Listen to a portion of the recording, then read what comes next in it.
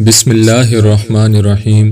سامعین، ذوالبجادین کا مطلب ہوتا ہے دو چادروں والا۔ حضرت عبداللہ ذوالبجادین کا یہ لقب کیوں پڑا، یہ انشاءاللہ آگے چل کر آپ کو پتہ چلے گا۔ حضرت عبداللہ ذوالبجادین اصحاب صفا میں سے ہیں۔ اصحاب صفا ان صحابیوں کو کہتے ہیں جو مسجد نبوی کے مدرسے میں دین کی تعلیم حاصل کیا کرتے تھے۔ جیسے آج ہماری مسجد کے ساتھ مدرسہ ہوتا ہے، وہاں پہ طلبہ کرام قرآن حفظ کرتے ہیں یا حدیث کا سبق پڑھتے ہیں، اسی طرح جو اس دور میں مسجد نبوی کا مدرسہ تھا اور اس مدرسے میں جو صحابہ کرام نبی کریم صلی اللہ علیہ وسلم سے دین کی تعلیم حاصل کرتے تھے، ان کو اصحاب صفا کہا جاتا تھا، اور وہ غریب صحابہ تھے۔ ان میں سے ایک حضرت عبداللہ ذوالبجادین بھی تھے۔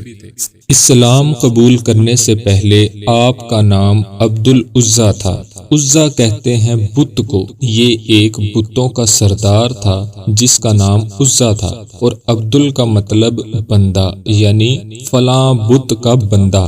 لیکن جب انہوں نے اسلام قبول کر لیا تو نبی کریم صلی اللہ علیہ وسلم نے ان کا نام عبداللہ رکھا، یعنی اللہ کا بندہ۔ ابھی یہ شیرخوار بچے تھے کہ باپ کا انتقال ہو گیا۔ والدہ نہایت غریب تھیں، اس لیے ان کی پرورش ان کے چچا نے کی۔ جب جوان ہو گئے تو چچا نے اونٹ، بکریاں، غلام، سامان، گھر بار وغیرہ دے کر ضروریات زندگی سے بے نیاز کر دیا، یعنی کہ ٹھیک ٹھاک عیش و عشرت کی زندگی ہو گئی۔ ہجرت نبوی کے بعد توحید کی صدائیں عرب کے گوشے گوشے میں گونجنے لگیں اور ان کے کان میں برابر پہنچتی رہیں، کیونکہ ان کی فطرت بالکل شفاف تھی، اس لیے انہوں نے بھی دل ہی دل میں اسلام قبول کرنے کی تیاریاں شروع کر دیں، لیکن اپنے چچا سے ڈرتے تھے کیونکہ وہ غیر مسلم تھے، اور یہ اپنے چچا کا انتظار کرتے تھے کہ کب وہ اسلام قبول کریں اور میں بھی دائرہ اسلام میں داخل ہو جاؤں۔ اور اس انتظار میں ہفتے گزرے، مہینے گزرے، سال بیت گئے، یہاں تک کہ مکہ فتح ہو گیا اور دین اسلام الحمدللہ کافی حد تک پھیل چکا تھا، لیکن ان کا چچا ابھی تک مسلمان نہیں ہوا تھا، لہٰذا ان کے صبر کا پیمانہ لبریز ہو گیا اور چچا کی خدمت میں حاضر ہوئے اور کہا، چچا محترم، میں کئی برس سے آپ کے قبول اسلام کی راہ دیکھ رہا ہوں، مگر آپ کا وہی حال ہے جو پہلے تھا۔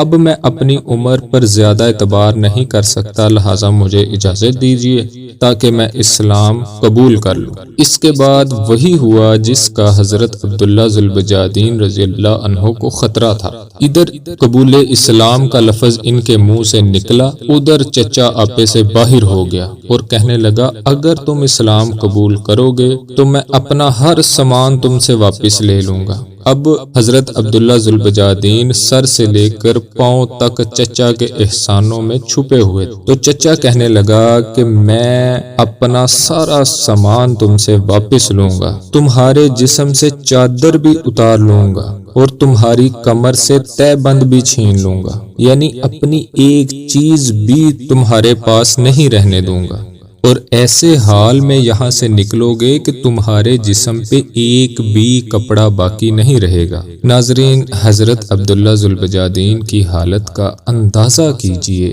کہ چچا کے الفاظ سن کے انہیں یہ معلوم ہوا کہ جتنی میرے پاس دنیا کی آسائشیں ہیں، اللہ تعالیٰ نے ان سب کو ایک مینڈا بنا کر میرے سامنے رکھ دیا ہے، اور جس طرح حضرت ابراہیم علیہ السلام کو حکم دیا تھا ذبح کرنے کے لیے، اسی طرح اللہ تعالیٰ بھی مجھے حکم دے رہے ہیں کہ چچا کی ساری نوازشات کو ذبح کر دو۔ ایک لمحے کے لیے سوچا، اس کے بعد فوراً تیار ہو گئے، سب کچھ چھوڑنے کے لیے تیار ہو گئے اور فرمایا، اے امی محترم، میں مسلمان ضرور ہوں گا، میں نبی کریم صلی اللہ علیہ وسلم کی ضرور اتباع کروں گا، اب میں شرک و بت پرستی کا مزید ساتھ نہیں دے سکتا، آپ کا مال و زر آپ کو مبارک ہو اور میرا اسلام مجھے مبارک ہو، کیونکہ ویسے بھی موت کچھ دن بعد مجھ سے ان چیزوں کو چھڑوا دے گی، لہٰذا میں ابھی چھوڑ دیتا ہوں۔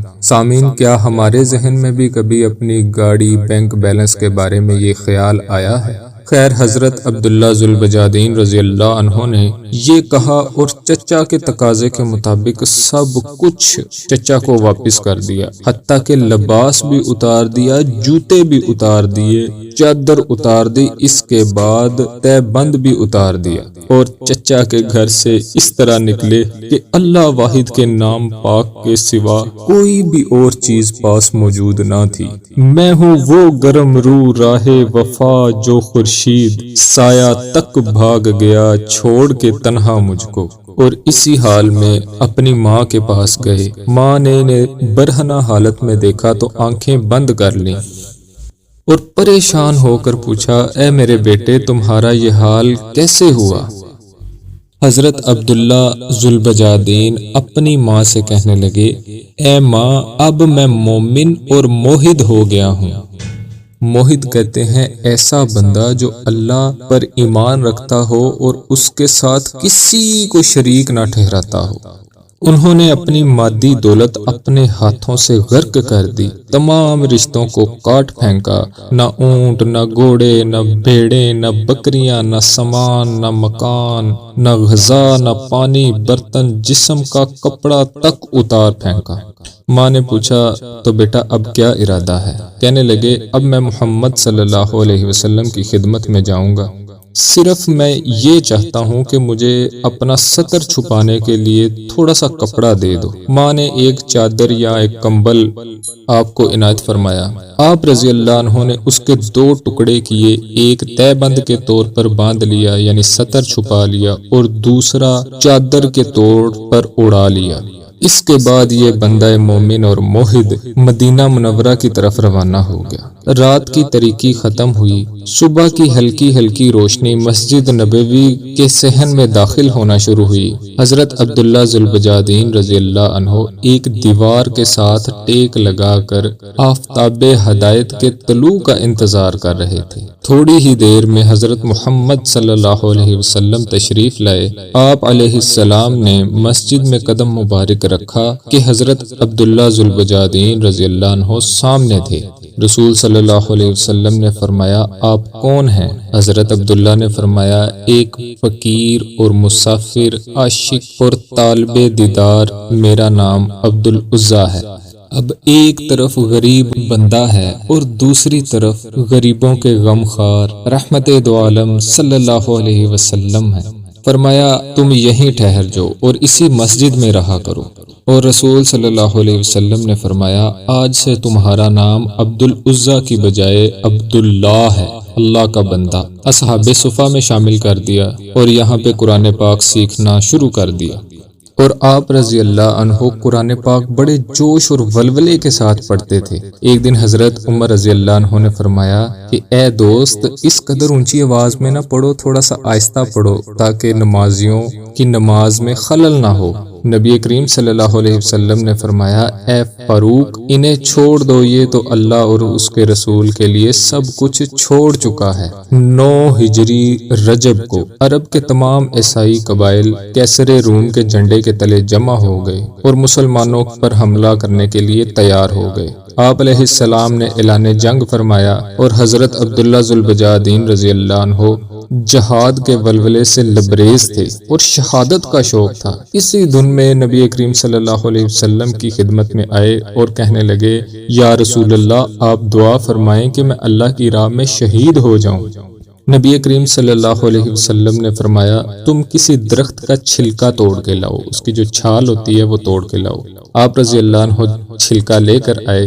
رسول صلی اللہ علیہ وسلم نے وہ چھلکا آپ رضی اللہ عنہ کے بازو پر باندھ دیا اور اپنی زبان مبارک سے فرمایا خداوند میں کفار پر عبداللہ کا خون حرام کرتا ہوں۔ حضرت عبداللہ ذوالبجادین رضی اللہ عنہ نبی علیہ السلام کا یہ ارشاد سن کر کچھ حیران ہو گئے اور کہنے لگے یا رسول اللہ میں تو شہادت کا آرزو مند ہوں۔ تو نبی علیہ السلام نے فرمایا جب تم اللہ کی راہ میں نکل پڑے پھر اگر بخار سے بھی مر جاؤ تو تم شہید ہو۔ اور ہوا بھی کچھ یہی کہ اسلامی فوج تبوک تک پہنچی تھی کہ حضرت عبداللہ ذوالبجادین رضی اللہ عنہ کو سچ مچ بخار آ گیا، اور یہی بخار ان کے لیے پیغام شہادت تھا۔ نبی علیہ السلام کو آپ رضی اللہ عنہ کے انتقال کی خبر ملی تو آپ صحابہ کرام رضوان اللہ علیہم اجمعین کے ساتھ تشریف لائے۔ رات کا وقت تھا۔ حضرت بلال رضی اللہ عنہ اپنے ہاتھ میں چراغ لے کر کھڑے تھے۔ تدفین جاری تھی۔ حضرت ابو بکر صدیق رضی اللہ عنہ اور حضرت عمر فاروق رضی اللہ عنہ اپنے ہاتھوں سے میت کو قبر میں اتار رہے تھے، اور نبی کریم صلی اللہ علیہ وسلم قبر کے اندر کھڑے ہو گئے اور حضرت عمر رضی اللہ عنہ سے فرمایا اپنے بھائی کو ادب سے قبر میں اتارو۔ جب میت قبر میں رکھ دی گئی تو رسول صلی اللہ علیہ وسلم نے فرمایا اینٹیں میں خود رکھوں گا۔ چنانچہ نبی علیہ السلام نے اپنے دستے مبارک سے قبر میں اینٹیں لگائیں، اور جب تدفین مکمل ہو چکی تو دعا کے لیے ہاتھ اٹھائے اور فرمایا الہی میں آج شام تک مرنے والے سے خوش رہا ہوں، تو بھی اس سے راضی ہو جا۔ حضرت عبداللہ بن مسعود رضی اللہ عنہ بہت جلیل القدر صحابی ہیں۔ انہوں نے جب یہ نظارہ دیکھا تو فرمایا اے کاش اس قبر میں آج میں دفن کیا جاتا۔ سامعین، بس میں آخر میں اتنا ہی کہوں گا کہ یہ تھے وہ صحابی جنہوں نے دین کی خاطر سب کچھ چھوڑ دیا، ایون کہ لباس بھی اتار دیا، دنیا کی ہر آسائش چھوڑ دی، اور آج ہم ہیں کہ ہم سے نماز کے لیے بستر بھی نہیں چھوڑ